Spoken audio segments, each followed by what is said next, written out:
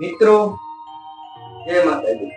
આજે પ્રેમ ભાવ આસ્થા ભગવાનની વાતો છે, એ વાત કરશે મારા પપ્પા બટુભાઈ ટાટમ। બોલો। જય માતાજી મિત્રો, જય માતાજી। વાત બેટા આજે એ કરવાની છે કે ભગવાન ક્યારે મળે, ભગવાન માટે તમારું દિલ કેવું હોય, તમારો ભાવ કેવો હોય, તમારી ભક્તિ કેવી હોય।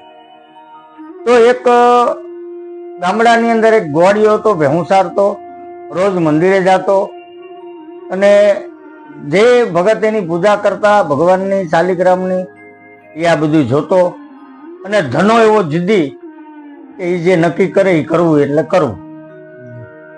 એટલે એમ કરતા કરતા સમય જતા જતા જે ધનો હતો એને એટલી બધી ભક્તિમાં નીલ થઈ ગયો કે એને જે